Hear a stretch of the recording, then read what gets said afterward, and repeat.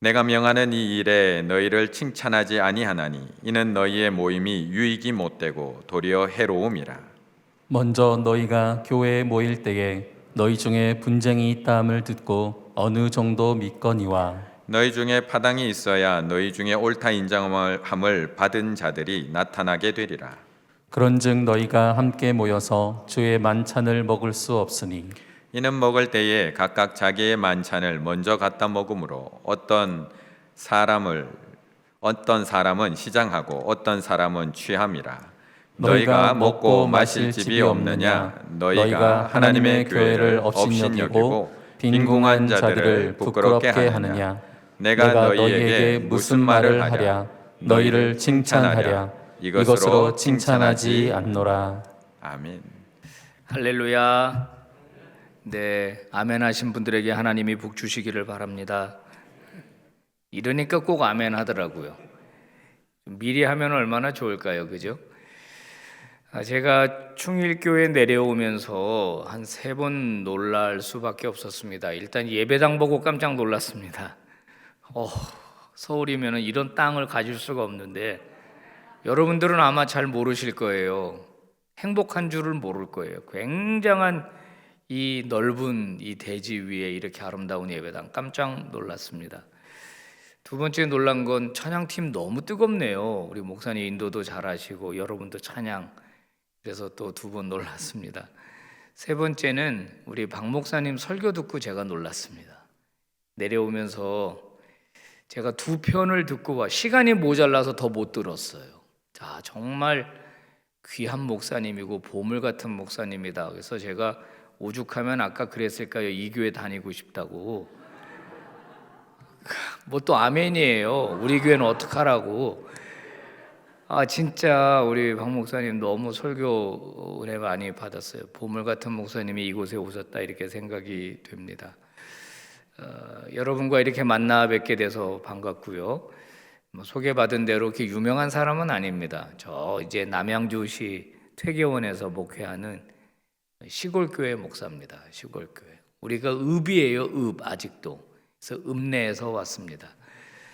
우리 충일교회 재직 여러분들, 성도 여러분들, 또 영상으로 함께하는 분들, 부족하지만 우리 목사님 설교 듣고 은혜 많이 받으시지만은 오늘은 조금 별식이다 이렇게 생각하시고 은혜가 되었으면 좋겠습니다.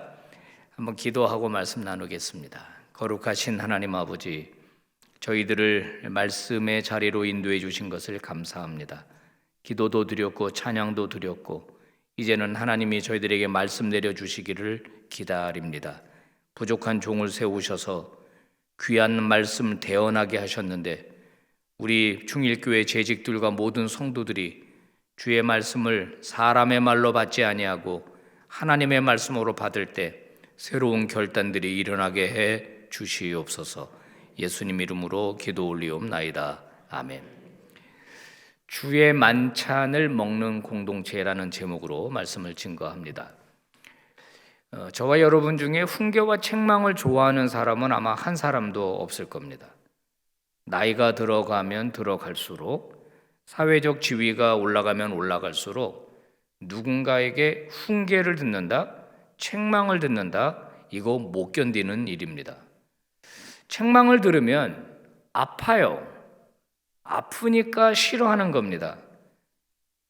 당신이 뭔데 나한테 감히 이래라 저래라 해, 그렇게 이야기하죠. 하지만 만약에 우리가 책망을 마땅히 들어야 할 사람에게 듣고 그것을 고친다면 그것은 우리에게 큰 유익이 될 겁니다. 성경에는 용서하라, 사랑하라, 섬기라는 말도 있지만은 훈계와 책망에 대한 말씀도 나옵니다. 대표적으로 전도서 7장 5절이죠. 한번 봉독해 볼까요? 시작.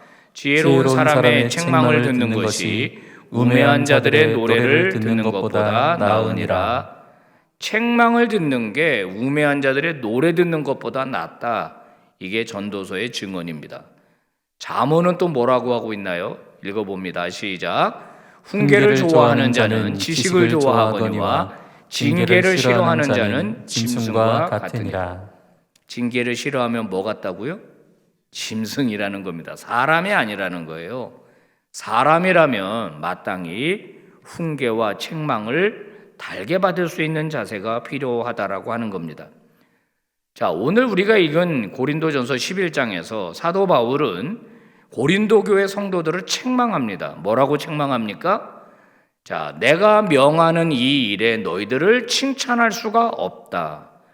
내가 너희들을 칭찬하지 않고 책망하는 이유는 뭐냐면 너희가 모이는 모임이 유익이 못되고 해롭기 때문이다. 이렇게 얘기합니다.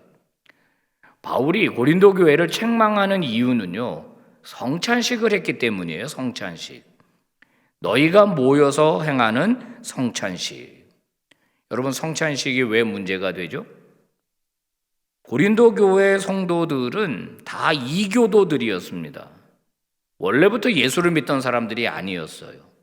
바울이 그 지역에 가서 전도하고 한 명씩 두 명씩 들어와서 교회를 이루었거든요. 이교도들이 우상 숭배하던 자들이 예수를 믿고 모여서 예배드리고 성찬식하면 칭찬해 줘야 되는 거 아닌가요? 아, 너희들 참 대단하다. 어떻게 이렇게 예수 영접하고 거기다 또 성찬식까지 하고 있느냐. 그러면서 칭찬해 줘야 마땅합니다.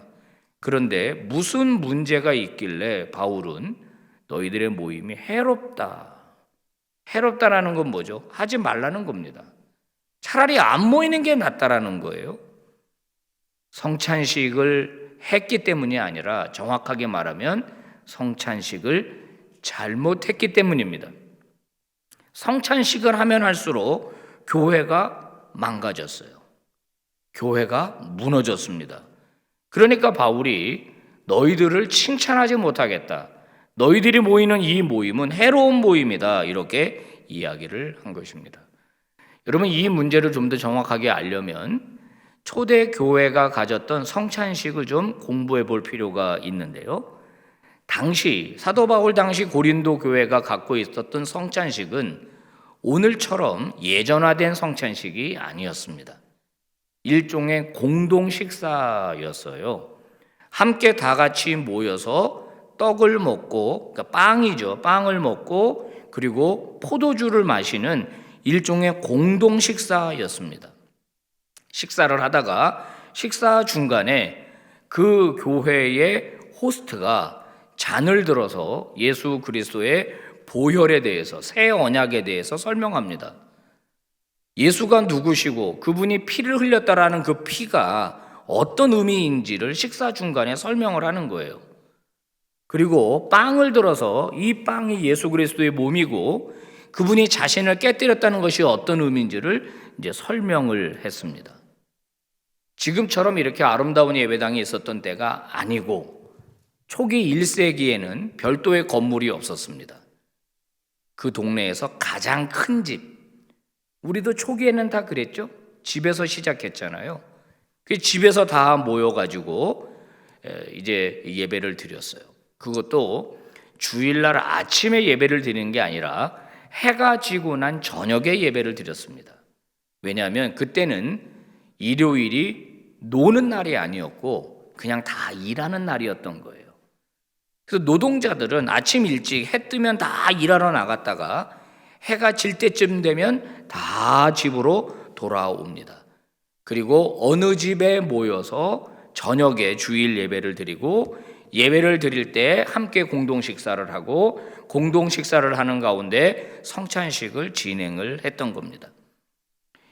학자들에 따르면 당시에 이 헬라 문화권에서 대부분 다 전세나 월세를 살았다고 그래요.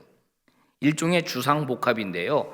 자그마한 집이 1층은 야채를 팔거나 생선을 팔거나 주로 가게고 2층이 조그마한 집이에요. 거기는 부엌시설이나 화장실 시설이 없죠. 잠만 자는 겁니다. 그래서 대부분의 이런 이제 오물들은 다 창밖에다 그냥 던지는 거죠. 그리고 이제 배가 고프니까 하루에 한 끼나 두 끼 정도밖에는 못 먹습니다. 오늘날처럼 세 끼 먹게 된 것이 우리나라도 그렇게 오래되지 않았어요. 요즘 우리는 배가 불러서 숟가락을 놓지 먹을 게 없어서 숟가락을 놓는 사람은 거의 없을 겁니다.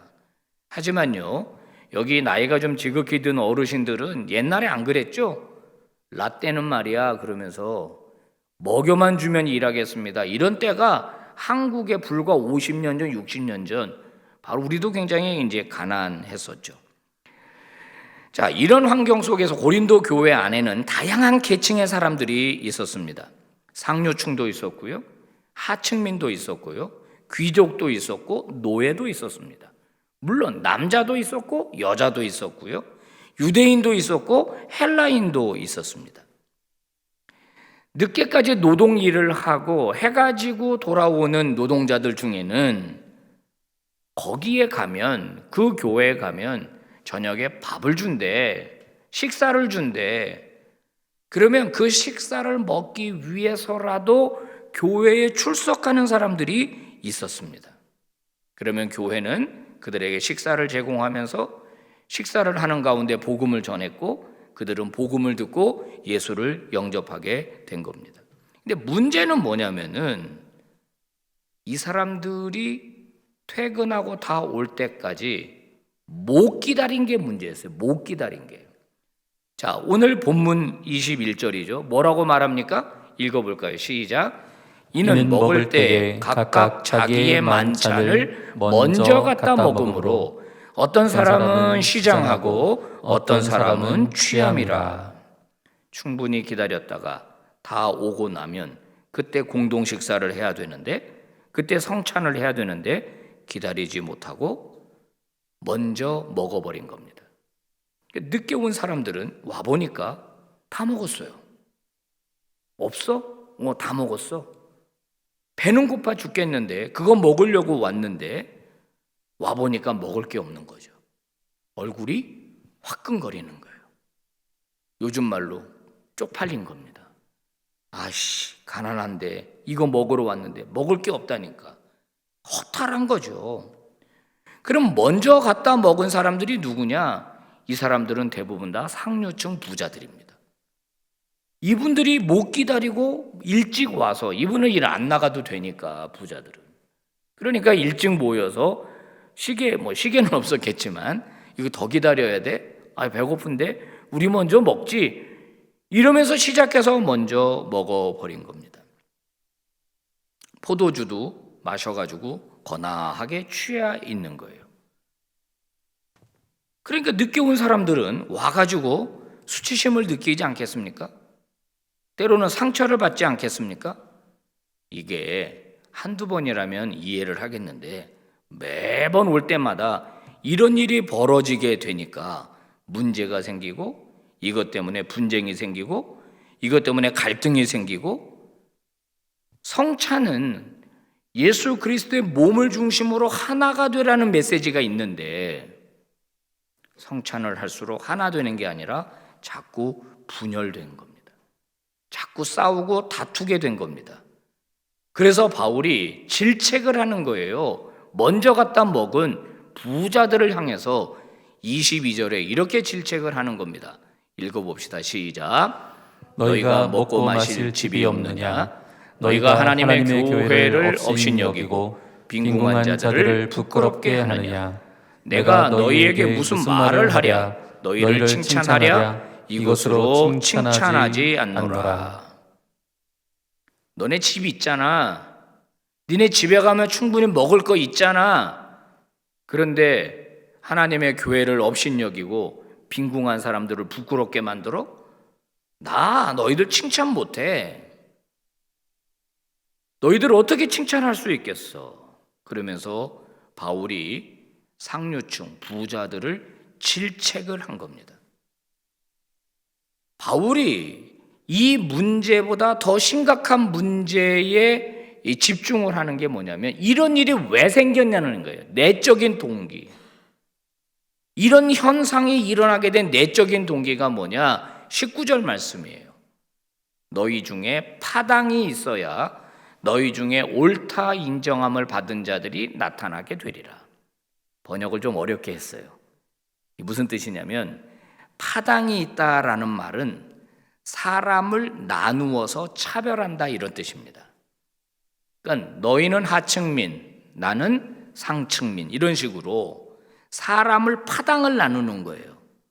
그러면 옳다 인정함을 받는다라는 말은 우월함이 인정된다, 이런 뜻이거든요. 그러니까 계층을 나누고 지위 고하를 자꾸 나누어서 너희는 낮은 사람, 우리는 높은 사람, 상대적 우월감을 갖게 되는 이 일 때문에 바로 먼저 갖다 먹는 일이 생기게 된 것입니다. 교회가 신분을 따지고 계급을 따지고 나이를 따지고, 이 문제는 바울 입장에서 볼 때는 굉장히 심각한 문제였습니다. 왜 심각했냐? 교회가 다시 세상 논리로 돌아갔기 때문이에요. 교회만 가지고 있는 독특한 문화가 있는데 그것을 버리고 다시 세상이 유지하는 그런 논리로 다시 돌아갔다라고 하는 겁니다. 조금 더 설명을 해본다면 헬라식 만찬이 있습니다. 헬라인들이 모여서 만찬 저녁을 먹을 때는 자기랑 신분이 비슷한 사람들만을 주로 초대를 합니다. 그래서 그 사람들과 음식과 포도주를 나눌 때 상중하로 나누어서 좋은 이 신분이 좀 높은 사람들과 만약에 먹는다면은 최상급 와인을 내는 겁니다. 포도주를. 근데 만약에 그렇지 않다 그러면 물을 많이 탄 퀄리티가 떨어진 와인을 내는 거예요. 음식도 마찬가지입니다. 이게 바로 헬라식 만찬이었어요. 음식과 포도주에 차별을 두었습니다. 같이 밥 먹는 사람이 누구냐에 따라서. 그리고 이 식사에서 누가 서빙을 했느냐? 그 집에 노예가 서빙을 합니다. 그 당시는 집 가옥 구조가 어떻게 되어 있냐면요, 중정이라 그래서 집 가운데를 오픈을 해서 빗물을 그냥 받아서 1층에 연못이 있어요. 그리고 이게 네모나게 이제 둘러서 방들이 있는데 이쪽 모퉁이에 부엌이 있으면 대각선 끝에 방이 식당인 겁니다. 당시 부엌은 지저분하고 냄새나고 더러운 곳이에요. 장작을 떼죠, 물이 있죠, 음식물 그 찌꺼기가 있죠, 그 생선 내장도 있죠. 이러니까 부엌이랑 식당이랑 먼 거예요. 그러면 누군가가 음식을 들어가지고 식당으로 갖다 줘야 되는 겁니다. 그래야 식당에서 식사를 할 수가 있어요. 그러면 높은 사람들은, 귀족들은 식당에 딱 앉아 있고 노예들이 왔다 갔다 하면서 이제 음식을 딜리버리 하는 거죠. 갖다가 놓고 다 먹으면 가져가고 와인도 가져오고 음식도 가져오고 왔다 갔다 이렇게 했습니다. 이게 헬라식 만찬이에요. 그런데 바울이 복음을 전하면서 가르쳐준 만찬은 주의 만찬입니다. 오늘 본문에도 나오죠. 주의 만찬이라는 말이 나옵니다. 바울은 주의 만찬을 교회에다가 가르쳐 줬습니다. 이 식사의 호스트, 주인은 누구냐? 예수님이에요. 그리고 초대되는 사람은 모든 사람들입니다. 자기랑 비슷한 신분은 사람들만 모이는 게 아니라 여기에는 하층민도 모이고 노예도 모이고 상류층도 모이고 이렇게 다 모이는 거예요. 모여서 신분에 구별 없고 음식에 차등 없고 함께 식사하고 함께 포도주 마시고 함께 교제하고, 그런 식사가 주의 만찬이에요. 인종의 구분, 신분이나 성별의 구분 없이 모여서 함께 만찬을 나누었죠. 여러분, 이런 만찬은 그 당시 그 어느 곳에서도 경험할 수 없는 매우 독특한 것이었습니다. 굉장히 파격적인 것이었어요. 그래서 이 주의 만찬에 참여하는 사람들은 참여하는 것 자체만으로도 충격을 받는 겁니다. 아니, 이렇게 같이 밥 먹어도 되는 거예요? 왜냐하면 헬라 문화는 그걸 용인을 안 하니까 어떻게 다양한 계층이 한 자리에 모여서 동일한 음식을 먹고 동일한 와인을 마시냐고요. 이렇게 해도 되는 거예요. 그러니까 파격적인 것이죠. 사도 바울이 갈라디아서 3장 28절에서 이렇게 선언했습니다. 같이 읽어봅시다. 시작. 너희는 유대인이나 헬라인이나 종이나 자유인이나 남자나 여자나 다 예수 안에서 하나이니라. 아멘. 여러분, 이 선언에 대해서 어떻게 생각하시는지 모르겠습니다. 2000년 전 헬라 문화권 안에서 바울이 이 말을 했다는 것은 이건 놀라운 선언이 아닐 수가 없습니다. 어떻게 유대인이나 헬라인이나 차별이 없어요? 여러분, 유대인과 헬라인은 같이 만날 수 없는 사람들입니다. 어떻게 종이 자유인과 함께 교제를 하고 같이 밥을 먹어요? 이 사람들은 만날 수 없는 사람들이에요. 하나가 될 수 없는 사람들입니다. 남자와 여자는 말할 나위가 없죠. 제가 여성을 폄훼하는 게 아니라 고대 사회로 갈수록 여성의 지위는 아주 낮았습니다. 투표권 얻은 것도 그렇게 오래되지 않잖아요. 근데 여자랑 남자가 하나다, 예수 안에서. 여러분, 이 놀라운 이 복음의 선언이 바로 교회 안에서 확인되고 교회 안에서 지켜지고 있었던 거예요. 더 충격적인 건 뭔지 아십니까? 이 주의 만찬을 할 때 서빙을 누가 하느냐? 상류층이 하는 거예요. 귀족이. 그 집 주인을 비롯한 귀족들이 하층민인 노예들에게 음식을 서빙을 하는 거예요. 사도행전 6장, 7장에 보면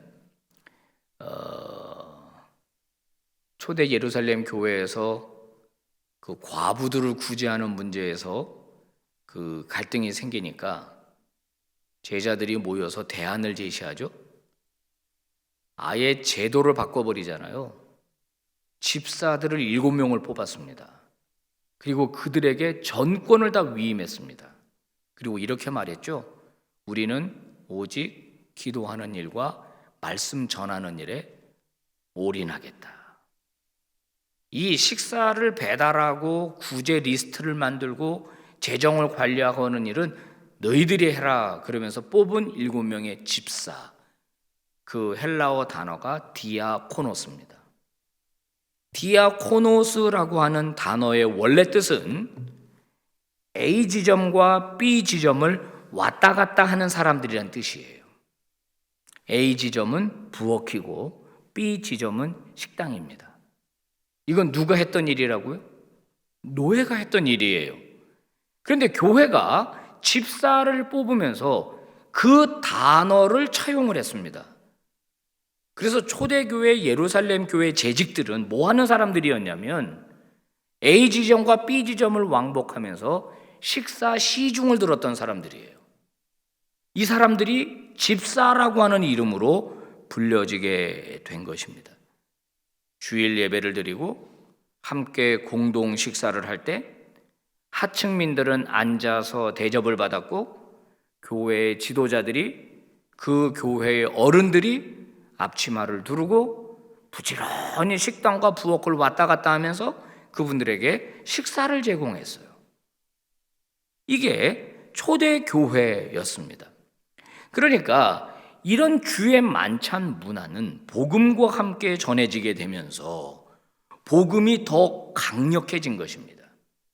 복음이 이론으로 끝나는 게 아니라 복음이 실제로 실현되는 장소가 있었는데 그게 바로 교회였다는 거예요. 그러니까 사도들이 전하는 복음이 능력이 있을 수밖에 없었던 거죠.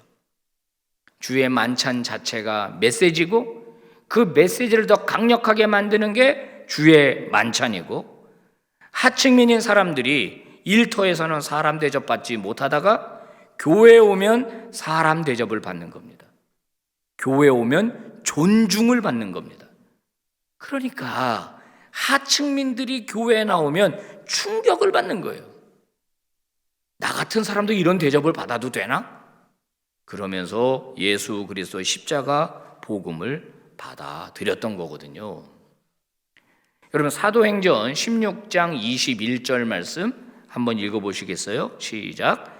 로마 사람인 우리가 받지도 못하고 행하지도 못할 풍속을 전한다. 이게 그 사도 바울의 일행을 그 빌립보 지역에서 고소할 때 썼던 기소 내용입니다. 바울의 일행을 경찰에 고발하면서 죄목을 적시해야 되는데 범죄 제목이 뭐냐? 우리가 받지도 못하고 행하지도 못할 풍속을 전한다. 무슨 풍속이었을까요? 바로 주의 만찬 문화를 가리키는 겁니다. 아니, 엄연히 노예가 존재하는데 왜 노예들을 앉혀놓고 식사 대접하고 너희들이 왔다 갔다 하면서 배달을 해? 니네가 왜 시중을 들어? 이건 우리가 받지도 못하고 행하지도 못할 풍속이야. 왜 이런 짓들을 하고 다니는 거야? 왜 우리 도시에 와서 질서를 어지럽히는 거야? 그러면서 바울 일행을 고발했습니다. 17장 6절은요 이렇게 말하죠. 천하를 어지럽게 하던 자들이 여기에도 왔다. 어지럽게 한다는 건 뭐죠? 질서를 허물어뜨렸다는 겁니다. 지금 우리 로마를 지탱하고 있는 질서가 있는데 왜 니네가 그 질서를 허물어뜨리느냐 이거예요. 그러면서 바울 일행을 고발했다라고 하는 것은 얼마나 이 주의 만찬 문화가 강력한 메시지였는지를 우리에게 알게 해주는 대목입니다. 주의 만찬 문화가 바로 그 당시 사회의 이슈였던 거예요. 하층민들이 모이면 이야기를 하는 거죠. 너 교회 가봤어? 나 안 가봤는데 한번 가봐. 진짜 대박이야. 왜? 뭐가 그런데 밥을 주고 가봐봐라. 그 귀족이 음식을 날라다 줘. 예수가 그렇게 가르쳤대. 하나님의 아들이래. 이런 이야기를 자기들끼리 하고 있었고 얼마나 큰 영향력이 있었는지를 보여주고 있는 겁니다. 여러분, 바울이 가르쳐준 이 주의 만찬 문화는 누가 가르쳐준 것일까요?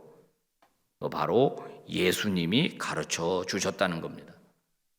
예수님이 평소에 제자들과 함께 식사하실 적에 제자들을 앉혀놓고 예수님이 자주 식사 시중을 들었던 것 같습니다. 증거가 누가복음 22장 27절에 나와 있어요. 같이 읽어봅니다. 시작. 앉아서 먹는 자가 크냐 섬기는 자가 크냐 앉아서 먹는 자가 아니냐 그러나 나는 섬기는 자로 너희 중에 있노라. 여기 섬기는 자라는 말이 디아코노스입니다. A 지점과 B 지점을 왕복하며 식사 시중을 드는 사람. 이런 얘기죠. 앉아서 대접받는 사람이 크냐 아니면은 일어나서 왔다 갔다 하면서 서빙하는 사람이 크냐 질문하신 거예요. 그리고 예수님이 대답하십니다. 앉아서 먹는 자가 더 크지? 그런 거죠. 예수님은 뭐죠? 내가 앉아서 먹을 만한 자격이 있는 너희의 선생이다라는 거예요. 그런데 나는 A지점과 B지점을 왕복하면서 너희들의 식사 시중을 들었던 섬기는 자로 너희들 중에 있지 않았느냐. 놀라운 말씀이죠. 놀라운 말씀이 아닐 수가 없어요. 여러분, 예수님이 또 하나 말씀하셨죠. 요한복음 14장에서 세족식 하고 난 다음에 내가 주고 선생이지만은 내가 너희들의 발을 씻겼다. 이 얘기는 너희들이 내 발을 씻어주는 게 헬라 문화인데 내가 너희들의 발을 씻어줬으니까 너희도 나 따라서 이렇게 해야 돼. 그래서 내가 시범을 보인 거야. 내가 너희들에게 샘플이 되어준 거야. 나 따라하라고, 나처럼. 성도 여러분, 재직 여러분, 우리가 예수를 믿는다면 우리가 믿는 그 예수가 어떻게 살았는지를 보고 따라하는 게 믿는 사람의 도리입니다. 어떤 신을 숭배하는 사람은 반드시 그 신을 닮게 되어 있어요. 그게 정상입니다. 내가 예수를 믿으면 예수를 닮게 되어 있는 거예요. 예수님이 이렇게 하셨다는 게 놀라운 일이 아닐 수가 없는 거고, 그것을 바울이 알았기 때문에 가는 곳마다 복음과 함께 주의 만찬 문화를 가르쳤던 거예요. 자, 오늘날 우리 충일교회도 마찬가지일 것 같은데, 성찬식을 하면은 장로님들이 분병분잔위원을 합니다. 제가 섬기는 우리 빛과 소금 교회도 이제 20분의 장로님들이 계신데, 이제 성찬식을 아직은 못했지만은 하게 되면 이제 이 성찬 키트 가지고 지난번에는 우리가 비대면 성찬을 주로 했는데, 정상적으로 하게 되면은 장로님들이 쫙 떡을 가지고 가지 않습니까? 근데 이거를 무슨 특권으로 알아요. 한 번은 안수집사회에서 우리도 좀 성찬을 하게 해달라 그랬어요. 그랬더니 장로님들이 예끼놈들, 니들이 감히 어디 성찬을, 이건 우리 장로들만 할 수 있는 일이야, 이렇게 말하죠.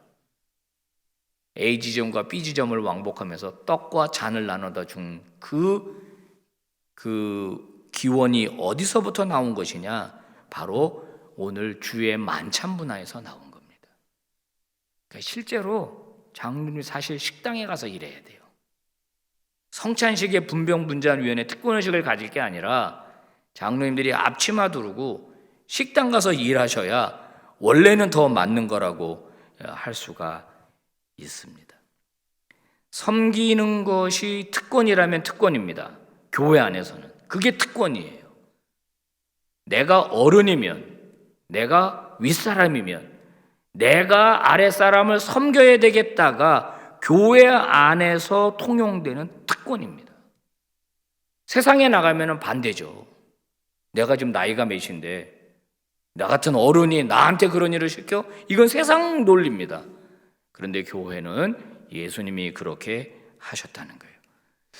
오늘 문제가 뭐였습니까? 바울이 왜 이렇게 화를 내는 겁니까? 고린도 교회가 과거로 회귀해버린 거예요. 주님의 만찬 문화를 버리고 다시 헬라식 만찬으로 돌아간 겁니다. 이게 큰 문제고 심각한 문제였다는 거예요. 사람들이 그걸 기대하고 교회에 갔는데 교회에서 교회다움을 발견하지 못하는 거예요. 교회가 그렇다며 하고 갔는데 교회다움이 보이지 않는 거예요. 교회 안에서. 교회가 그런 정신이 교회 안에 있어야 되는데 교회에 가봤는데 그런 정신이 없고 세상과 똑같아진 게 문제였다라고 하는 거예요. 그러니까 바울이 이렇게 열을 내면서 지적을 하고 있는 겁니다. 여러분, 이게 사실인지는 모르나 프랜시스 수도사가 경험했던 이야기라고 합니다. 하루는 묵상을 하고 산길을 다니다가 길을 잃어버렸답니다. 그래가지고 배가 고파 죽겠는데 길을 잃어버리니까 숲속을 헤매다가 새벽녘에서야 집 한 채를 발견을 합니다. 불이 탁 켜 있는 거예요. 너무너무 기뻐가지고 하나님 감사합니다.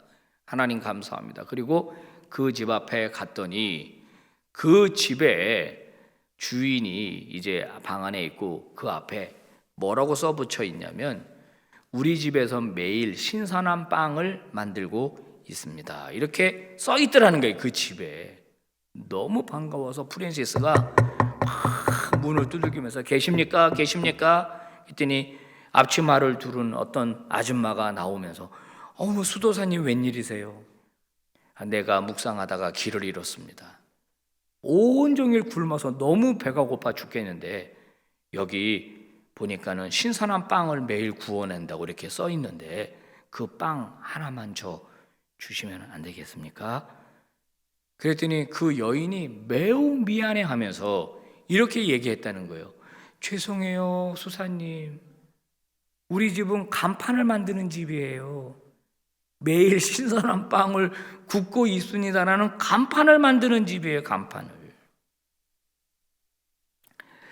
여러분, 우리가 교회에서 설교자나 우리 성도들이 예수 그리스도는 오늘도 살아계신다라고 고백하고 그리고 외칩니다. 세상 사람들이 진짜 예수님이 살아계셔? 한번 보여줘. 그러면 뭐라고 말합니까? 우리는 예수 그리스도가 살아계신다라고 하는 간판만 가지고 있어. 이런다는 거예요. 교회는 사랑입니다. 예수 그리스도는 사랑입니다. 하나님은 사랑이십니다. 그래서 진짜? 하나님이 사랑이라는 걸 보여줘. 그러면 우리는 그런 슬로건만 가지고 있습니다. 빵집인 줄 알고 갔는데 간판만 있는 것처럼. 사랑이 있는 줄 알고 갔는데 사랑은 없고 간판만 있는 거예요. 오늘날의 교회를 비꼬는 이야기라고 할 수가 있는 겁니다. 교회 한번 와보세요. 너무 좋아요. 교회 오면 구원받아요. 교회 오면 진짜 예수님의 사랑을 느낄 수 있어요. 그리고 교회 왔는데 슬로건만 있지 실제 교회 안에서 어떤 사랑도 경험할 수 없다면 여러분, 이것이 진짜 교회라고 말할 수 있겠습니까? 찰스 안이라고 하는 교회 성장학자가 한 미국의 8,000개 교회를 대상으로 설문조사를 했다고 합니다. 그러면서 이분이 밝힌 게 뭐냐면 새 신자를 향한 사랑과 섬김이 지수화될 수 있는데 그것이 높은 교회만이 성장하더라라고 하는 이야기를 했습니다. 너무 당연한 얘기 아닙니까? 근데 이게 왜 중요하냐? 기존 교회들은 보니까 자기들끼리는 그래도 친하더라는 거예요. 자기들끼리는. 그게 너무 친하더라는 거예요. 그런데 낯선 사람이 들어오게 되면은 방어막을 치고 경계를 하더라는 거예요. 새로 교회에 온 낯선 사람들을 향하여 교회가 얼마나 열려 있느냐가 매우 중요하다는 얘기거든요. 제가 지금은 이제 남양주에서 목회를 하고 있는데 제가 홍은동에서 담임 목회를 이제 13년 하고 이제 넘어갔습니다. 근데 실제로 제가 경험한 이야기입니다. 이 앞에 지금 권사님 앉아 계신가요? 권사님이신가요? 네. 저 자리에 저렇게 앉아 계시잖아요. 늘 그 자리에 앉으시나요? 권사님? 늘? 권사님 자리죠, 거기. 그럴 줄 알았어요, 제가. 아무도 안 왔는데 혼자 거기 앉아 계신 거 보니까 거기 맨날 거기 앉으시는 것 같아. 내 자리다 생각하고. 이제 권사님이 그렇다는 게 아니고 어느 날 권사님 좀 늦게 왔어요, 산부 예배에. 근데 누가 거기 앉아 있었어. 근데 기존 교인들은 그게 그 권사님 자리인지 다 알아. 그래서 안 앉아요, 거기를. 근데 새 가족이 앉은 거예요. 어떻게 해야 될까요? 자기 다른 데 가서 앉으면 되잖아요. 근데 발로 찬 거예요. 툭툭. 야, 일어나. 이 내 자리야. 그 새 가족이 얼굴이 빨개져서 아니 내가 여기 일찍 왔는데 그랬더니 일어나. 거기 내 자리야. 빨리 나가. 딴 데로 가서 앉아. 그러니까 이게 교회에 대한 충성도, 예수 그리스도에 대한 충성도인 건 알겠는데 새로운 사람들을 향한 배려의 태도는 아닌 거예요. 제가 섬기던 그 홍은동에 있는 교회가 좀 급속도로 이렇게 성장을 했어요. 그래서 제가 13년 목회할 때는 거의 50% 이상이 제가 목회하면서 새로 등록하신 분들인데요. 새가족이 들어오다 보면 이제 새가족 공부 마치고 이렇게 하면서 유독 열심히 하는 분들이 있어요. 유독. 오늘 찬양팀들 다 잘하시던데 막 찬양팀도 서고 막 몸 찬양도 하고 막 열심히 식당 봉사도 하고 너무 열심히 해요. 그럼 목사로서는 참 기분 좋아요. 야, 저분 잘 적응했구나. 참 이제 우리 교회 일꾼이 됐구나. 너무 좋아요. 근데 어느 날 안 보이는 거예요. 그래서 전화를 했어요. 아니 집사님 왜 안 보여요? 그랬더니 목사님 저 교회 옮겼어요. 왜요? 그랬더니 아니 목사님 저 그냥 목사님이랑 통화하기 싫어요. 저 끊을게요. 그냥 끊어버렸어요. 그래서 당장 이제 교육자 회의를 하면서 야, 이 왜 그러냐 이 사람. 그리고 알아봐라 그랬더니 누군가가 그분한테 전화를 했다는 거예요. 너 고만 좀 설쳐. 너 교회 온 지 얼마나 됐어? 왜 이렇게 설치고 다녀? 너 권사 되고 싶어서 그래? 이러고 몇 사람이 전화를 했다는 거예요. 너무 큰 상처를 받은 거죠. 위로 좀 받고 싶어서 교회에 왔는데 위로가 아니라 상처를 받는다면, 여러분, 그래서 한국 교회 모두가 부르는 찬양이 있대요. 뭔지 아세요?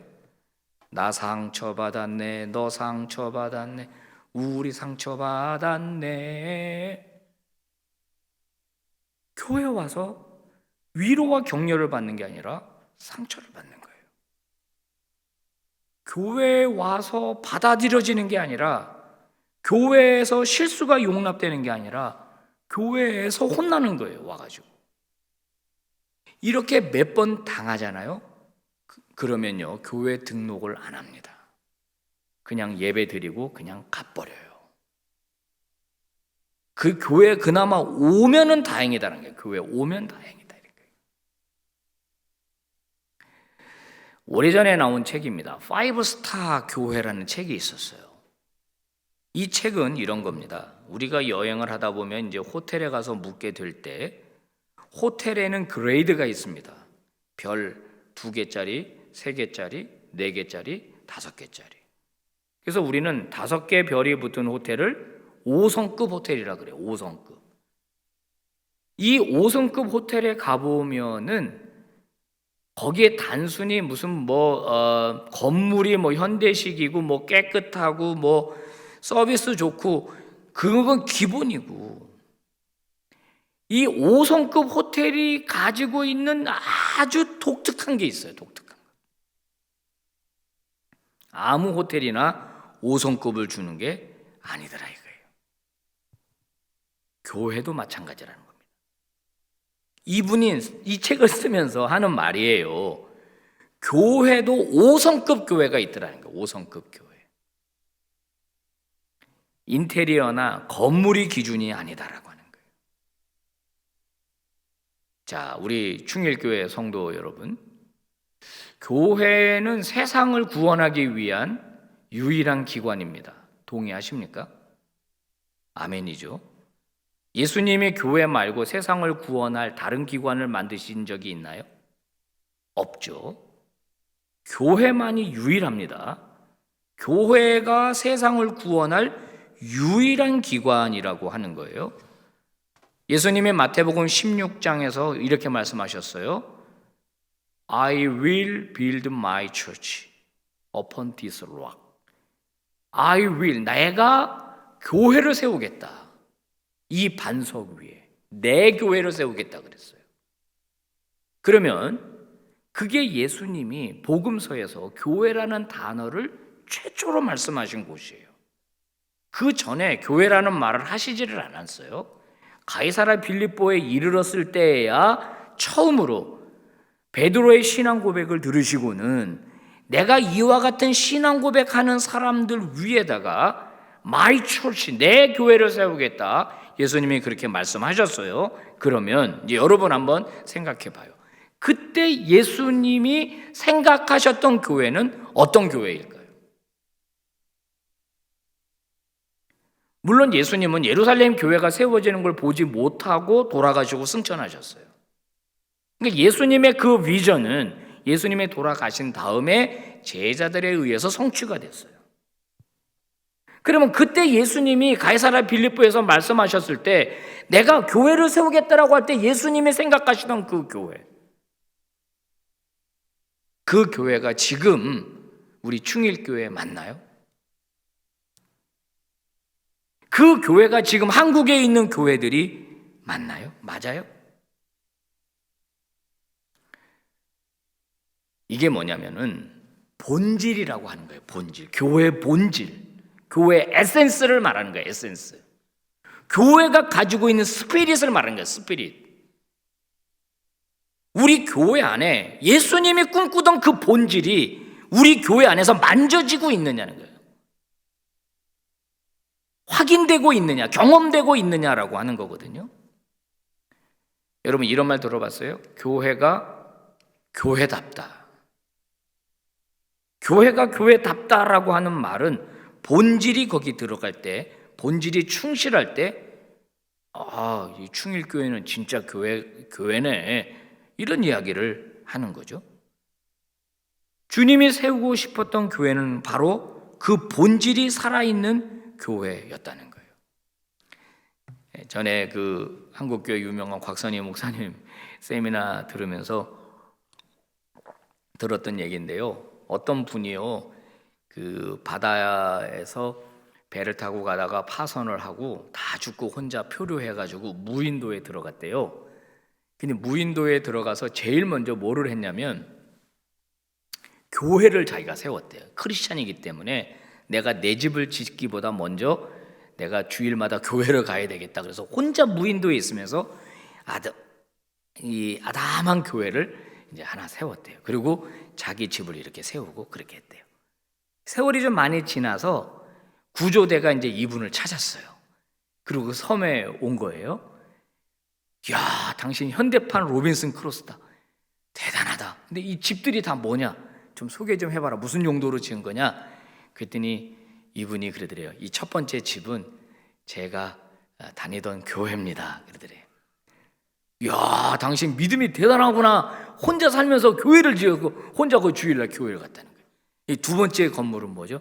이건 제가 살던 집입니다. 그러더래요. 그다음 여기는요. 여긴 제가 가끔 다니는 식당입니다. 자기가 또 레스토랑도 지었어요. 조그맣게. 그 옆에 또 있어요. 이건 뭡니까? 이건 교회는 교회인데 제가 전에 다니던 교회입니다. 그러더라고요. 자기 혼자 살면서 교회를 옮겼어. 조금 늦다.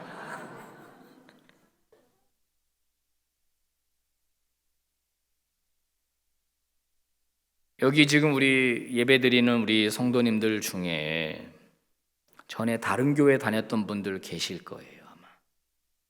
저도 목회 해보니까 교회를 다니다가 건강한 교회를 찾아서 오는 분들이 많이 있더라고요. 왜 교회를 떠났을까요? 교회를 갔는데 거기에 교회 본질이 없는 거예요. 간판만 있어. 십자가만 있는 거예요. 나는 이게 진짜 교회거든요 하고 등록해서 다녔는데 그 교회가 다녀보니까 교회다움이 확인되지를 않는 거예요. 그러니까 어떡하죠? 건강한 교회를 찾는 거예요. 그러면서 교회를 옮기는 겁니다. 어떤 분들은 수평이동을 막 비판하는데 저는 반대입니다. 물론 지지하는 것도 아니지만은 어느 한 교회에서 상처를 받았다면 그 사람 다른 교회라도 가야 되는 거 아닌가요? 그 사람 한 교회에서 상처받고 그럼 다른 교회 아무 데도 가면 안 돼? 그냥? 무조건 성도로서 책임의식 없이 그냥 대형교회만 찾아가는 건 문제이지만 그러나 건강한 교회를 다니고 싶어서 상처받았던 교회에서 그래도 이겨내고 새롭게 신앙생활하는 것은 저는 칭찬해 줄 일이라고 생각을 합니다. 담임 목사님이 안 계신 그 옛날에 제주도 저 시골에 그 권사님이 개척하신 교회가 있었대요. 이제 성찬식을 하고 싶은데 목사님이 안 계시니까 전도사님이 담임을 하시니까 성찬식을 하고 싶어도 이제 못 하는 거죠. 그러면은 이제 저 도시에서 목사님 한 분이 본인 교회 오전에 예배 드리고 오후에 이제 3시쯤 오셔가지고 이제 목사님이 성찬을 인도를 해주시는 거예요. 그러기를 이제 오래 해왔답니다. 근데 이제 이 교회가 어느 정도 성장을 해가지고 담임 목사님을 모시게 됐어요. 그리고 이제 첫 번째 부활절을 맞이하게 됩니다. 그러니까 이제 목사님이 광고를 했어요. 다음 주일이 부활절입니다. 다음 주일 11시 예배 때 우리가 성찬 예식을 하겠습니다. 그리고 광고를 했어요. 그랬더니 그 교회를 설립한 권사님이 예배 끝나고 목사님 저 좀 보시죠. 왜 그러세요? 무슨 일이에요, 권사님? 저 좀 보세요. 목사님한테 할 얘기가 있습니다. 뭔데요? 그랬더니 아니 목사님 난 너무 화가 납니다 지금. 어떻게 성찬식을 11시에 하죠? 그래서 아니 11시에 하는 거죠. 그랬더니 우리 교회는 3시입니다. 우리 교회는 셋이에요. 그래서 아니 권사님 그거는 목사님 안 계실 때 얘기지. 이제 제가 목사로 부임했잖아요. 그러니까 11시 예배 때 하는 게 맞는 겁니다. 아니요. 내 눈에 흙이 들어가기 전에는 그렇게 못합니다. 그 목사님 그 교회에서 쫓겨났다는 거예요. 그 권사님이 그 교회 주인인 거예요. 자기가 자기 생각대로 교회를 운영해야 되는 거예요. 이런 얘기는 또 있습니다. 어떤 시골 교회가 성도들이 많이 이렇게 부흥을 해가지고 예배당을 이제 확장을 해야 되는데 예배당 출입구 쪽을 헐고 늘려야 되는 거예요. 근데 바로 예배당 입구에 뭐가 있냐면 종탑이 있는 거예요. 종탑이. 옛날 종 쳤잖아요. 그죠? 그러려면은 예배당을 늘리려면은 종탑을 허물어뜨려야 되는 거예요. 근데 그 교회에 그 종탑 헌금을 한 장로님이 결사반대를 하시는 거예요. 내 눈에 흙이 들어가기 전에는 교회를 못 늘린다. 그래서 그 다음부터 온 교회가 기도를 시작했답니다. 그 장로님 눈에 흙이 들어가게 해달라고.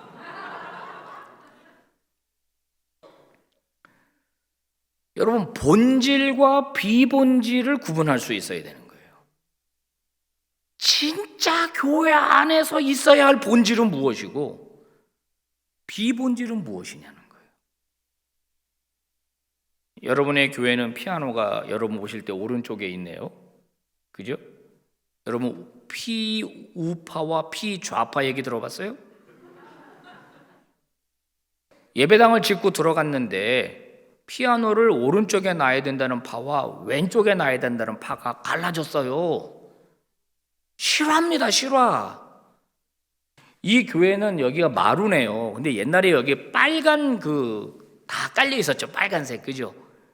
근데 어떤 교회는 또 초록색을 깔아요. 왜 그러냐 그랬더니 또 예수님의 푸른 초장이래나? 그 왜 빨간색이냐 그랬더니 예수님의 또 보혈이래나?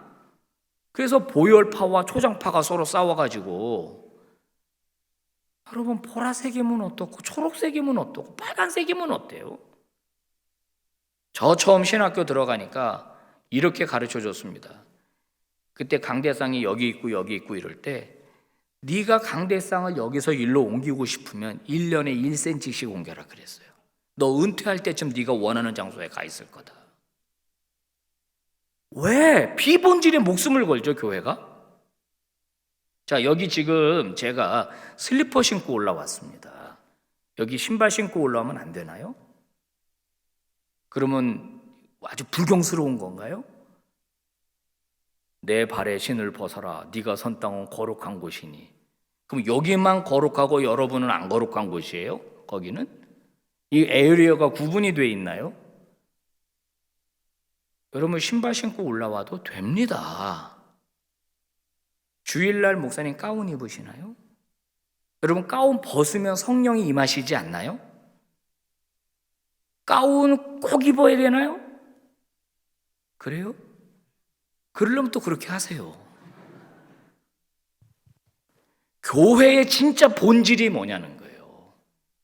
본질과 비본질을 구분해야 되는데 교회가 본질 갖고는 싸우지 않고 비본질 갖고 싸우는 거예요.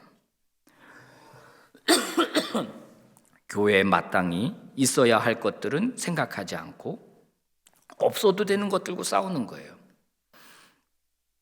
어떤 교회 목사님이 새롭게 부임하셨답니다. 그래서 첫 설교를 하셨는데 성도들이 은혜를 많이 받았대요. 이 목사님이 처음에 무슨 설교를 했냐면 부임 설교로 우리 예배에 목숨 겁시다. 이걸 설교를 하셨어요. 성도들이 은혜를 무진장 받아버렸어요. 야, 우리 목사님 잘 모셨다. 진짜 목사님 잘 모셨다. 그래, 우리 예배 진짜 중요하지? 다 그랬어요. 그 다음 주에도 예배를 드리는데 설교가 예배 잘 드립시다 하는 거예요. 그러니까 성도들이 우리 목사님 예배를 중요하게 생각하시는구나. 2번 설교하시네. 근데 그 다음 주도 한 달, 2달, 석 달 모든 설교가 계속 예배 잘 드리자는 거예요. 예배 잘 드리자. 성도들이 수군거리기 시작했어요. 우리 목사님은 신학교 가서 예배 학만 배웠나 보다. 우리 좀 다른 설교도 듣고 싶어요. 왜 예배만 그렇게 얘기하세요? 예배만. 장로님들이 가서 목사님께 권면했어요. 목사님, 우리 성도들이 다 지금 난립니다. 목사님 다른 설교도 좀 해주십시오. 근데 그 다음 주에 또 예배 잘 드리자는 설교를 또 하신 거예요. 그래서 긴급 당회가 소집이 됐답니다. 장로님들이 모여서 어떻게 하면 좋을까요? 우리 다른 목사님 모십시다. 도저히 안 되겠습니다. 고집불통이야. 설교는 하나밖에 없나 봐. 그냥 예배만 주구장창 강조하고 말이야. 그리고 목사님한테 가서 목사님 죄송하지만 우리 다른 목사님 모시겠습니다. 그랬어요. 그 목사님이 전 그렇다면 할 수 없죠. 그러면서 다음 주 고별 설교하고 제가 교회를 떠나겠습니다. 그리고 고별 설교하는데 또 예배 잘 드리자는 설교를 하시더라는 거예요. 그러니까 성도들이 다 화가 났어요. 이 사람이 완전히 우리들 무시하는 거야 보다. 근데 목사님이 설교를 끝내고 난 다음에 눈물을 뚝뚝 흘리면서 그런 거예요. 여러분, 저도 다른 설교하고 싶습니다. 하지만 제가 3개월 넘도록 예배에 대해서 이렇게 강조하고 있는데 여러분 예배 태도가 안 바뀌시지 않습니까? 여러분이 설교를 듣고도 여러분의 예배가 바뀌지 않는데 내가 다른 설교 뭐 하면 뭐 합니까? 여러분들이 제 설교를 못 받는다고 하니까 저는 사임하겠습니다. 그랬더니 성도들이 몰랐다고 죄송하다고 이렇게 귀한 목사님을 우리가 오해했다고 목사님 우리 이제 예배 잘 드리겠다고 그 다음 주부터 늦는 사람도 하나도 없고 그냥 핸드폰 소리도 안 울리고 그냥 목사님을 뚫어져라 쳐다보고 찬양할 때 뜨겁게 찬양하고 진짜 예배가 바뀌었더라는 거예요. 뭐 또 아멘이에요. 아멘 좋아요. 근데 그 다음 주에 목사님은 새로운 설교가 시작됐어요. 11조 설교가 시작됐대요. 그 교회 아직도 11조 설교하고 있다는 얘기가 들리고 있어요 지금. 여러분은 충일교회가 어떤 교회가 되기를 바라시나요? 여러분 교회에 뭐가 더 필요한가요? 교육부서도 투자해야 되겠죠? 또 뭐 여러 가지 더 필요할 게 많은 것 같습니다. 근데 진짜 필요한 게 있다면 뭘까요? 그건 진짜 교회다움 아닐까요? 교회다움? 예수님이 꿈꾸시던 교회를 실현해내는 거 그게 진짜 충일교회에 필요한 거 아닙니까? 제가 섬기는 교회도 당연히 필요한 거고요. 교회 안에서조차도 계급이 존재하고 교회 안에서조차 파벌이 존재하고 그걸로 인해서 갈등이 생기고 분열이 생긴다고 하면 되겠습니까? 나는 이 교회에 몇 년 다녔어. 이게 계급이 된다면 나는 이 교회 몇 대째야. 이것이 이 교회의 어떤 계급장이 된다면 만약에 그런 논리가 교회 안에서 확인된다면 여러분 주님의 질책을 면하기 어려울 겁니다. 한 달 전쯤에 우리 교회는 매일 성경 가지고 큐티를 합니다. 이 교회는 생명의 삶으로 한다고 제가 눈치챘어요. 목사님 설교 들으니까 욥기 하시더라고. 요즘 이제 생명의 삶이 욥기니까 좀 지긋지긋해. 욥기 좀 빨리 끝났으면 좋겠어요. 다 여러분들 그런가 보고 막 메아리가 되돌이야 되돌이. 그거 설교하시는 목사님도 대단해. 그걸 매번 어떻게 욥기를 한두 번이면 다 될 것 같은데 또 해야 되고 하니까. 근데 이제 생명의 삶 말고 우리 이제 매일 성경으로 이제 출애굽기를 이제 묵상을 하다가 거의 이제 40장 다가와 39장을 이제 묵상을 하는데 아이고 이거 충일교회가 이제 나왔네. 여러분 좋은 교회 되시기 바랍니다. 건강한 교회 되시기 바래요. 출애굽기 이제 묵상을 이제 하다가 제가 흥미로운 것을 발견을 했습니다. 그 제사장의 의복을 다 만들고 난 다음에 그 39장 그 짧은 장 하나에 여호와께서 명령하신 대로 행하였더라. 여호와께서 명령하신 대로 행하였더라. 여호와께서 명령하신 대로 행하였더라가 9번이 반복이 되는 거예요.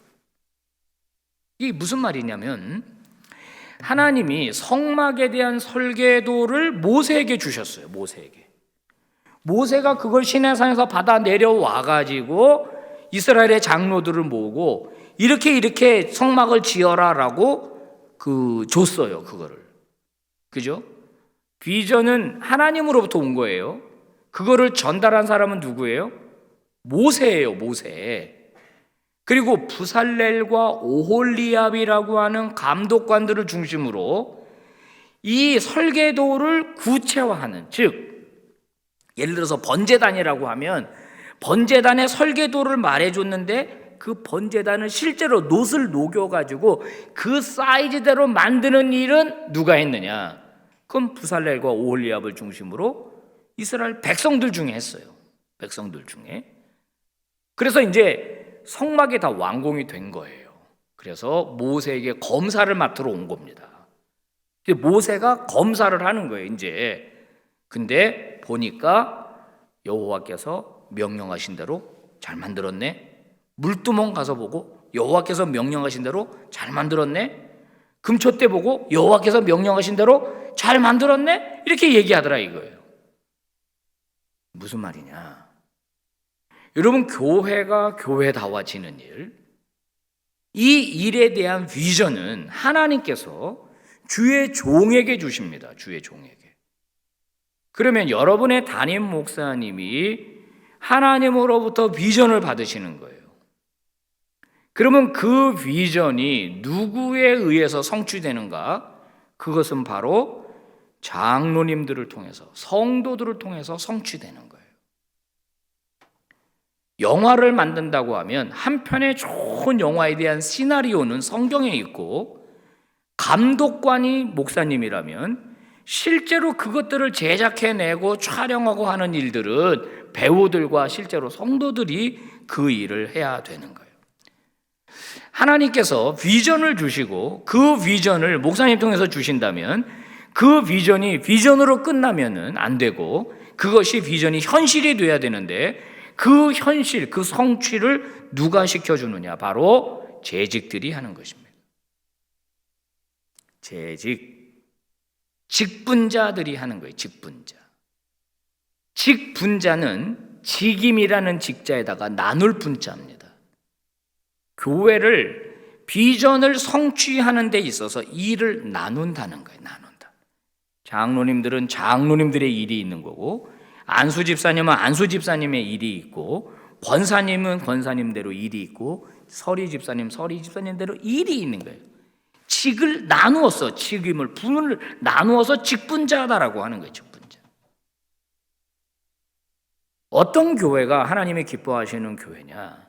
주의 만찬을 먹을 때 바로 예수 그리스도의 가르침이 녹아든 실제의 이 주의 만찬의 정신을 구현해내는 공동체가 예수님으로부터 칭찬을 받는 거예요. 우리 충일교회 장로님들, 목사님을 통해서 나오는 비전을 우리 장로님들이 실현해 주시는 겁니다. 그것을 실제로 구체화하는 건 재직들입니다. 그게 그 사명을 깨닫는 게 뭐예요? 이게 재직 수련회예요. 충일교회가 어떤 교회가 되기를 원하는가? 진짜 예수 그리스도의 그 구원을 이 충주 땅에 전파하고 수많은 믿지 않는 사람들을 구원하는 구원의 방주가 되려면 그분들이 교회 안에 들어와서 전부 다 놀라 자빠져야 되는 거예요. 이게 교회로구나. 이게 예수 믿는 사람들의 모임이로구나. 누군가가 보여줘야 진짜 교회다운 교회가 되지 않겠습니까? 왜 여기는 아멘 안 했어요? 여러분, 아멘이죠. 아멘 맞죠?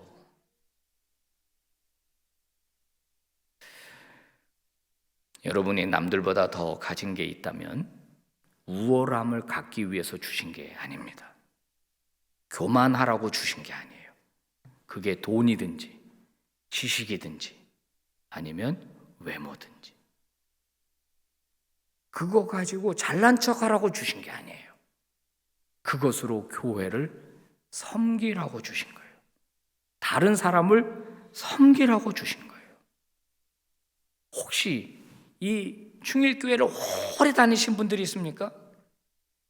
연수를 자랑하라고 주신 게 아니라 여러분이 새로운 사람들을 섬기라고 주신 겁니다. 물질의 복을 많이 받으셨습니까? 그것으로 많은 사람들을 섬기십시오. 충분히 섬기십시오. 그러라고 그것을 주신 것입니다. 제가 목회를 그렇게 오래 하진 않았지만은 담임 목회를 이제 지금까지 하면서 조금 안목이 생긴 것 같습니다. 내가 보니까 충일교회는 다 갖춘 교회인 것 같아서 심히도 부럽습니다. 일단 예배당이 너무 부럽습니다. 진짜 너무 아름다운 예배당. 지금 제가 여기 설교하고 있는데 하나도 힘들지가 않는 이유는 모니터 스피커가 너무 뛰어나기 때문입니다. 너무 부럽습니다. 이거. 당장 가서 사자고 해야 될 것 같아요. 이거 없으면 너무 힘들거든요. 이게 진짜 설교해 보세요, 여러분. 이거 너무 기가 막힙니다. 그다음엔 제가 그냥 좀 거치려고 하는 말이 아니라 담임 목사님 너무 보물 같은 분이 오신 것 같아요. 이 교회. 이 아멘이 나와줘야 되는 거예요. 여기 이 부분에서. 정말 여러분은 잘 모르실 거예요. 저는 수많은 목사들의 설교를 듣기 때문에 또 제가 전공이 예배 설교학을 했고 또 학교에서 설교학을 가르치고 있기 때문에 제가 그래도 조금 아는데 정말 내 이 교회 다니고 싶다니까 진짜. 제가 이제 구독 신청해서 저 남양주 가면은 목사님 설교를 계속 들으려고 좀 생각을 하고 있어요.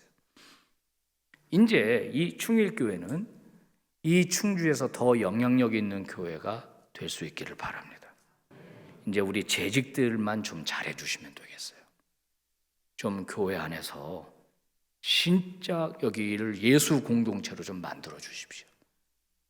그래서 진짜 섬기고 사랑하고 그런 공동체를 좀 만들어 주시기를 바랍니다.